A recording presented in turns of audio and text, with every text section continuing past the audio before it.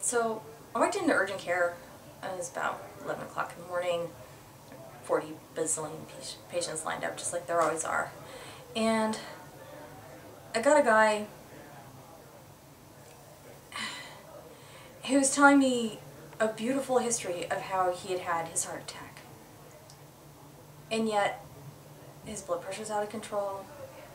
He just got kicked out of the ER with all sorts of labs that are all crazy out of control. And I'm asking him, how did this happen to you? You're an articulate guy, you know what's going on with yourself, you know what happened with your heart attack. So it turns out he's a chef. He was kind of a big-time chef in a big enough restaurant that they had health insurance. And then he got sick. He had a heart attack. And they found out he had high blood pressure and they needed to put in stents and he needed to have all this medication. And because he was too sick to work, he lost his health insurance. And when he lost his health insurance, there was no one there to pay for his medicines. And so he was paying out of pocket, paying out of pocket, paying out of pocket, but these were hundreds of dollars of medicines every month. And he started running out of money.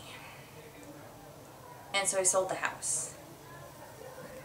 And then he ran out of money. And then he had nothing. And 6 months went by, and then he showed up in my ER.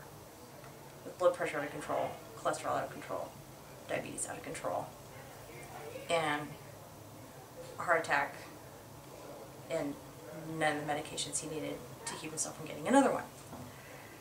But he's a strong guy, and he's got skills. He's only about 50, and I can keep his diabetes under control, and I can get his high blood pressure under control, and I can get his cholesterol under control. He just didn't realize there was any place he could go. And I've got in a progressive exercise program, and I think he'll be back chefing in no time. But I think he also found out the hard way what happens when you get sick and your insurance depends on your being able to work.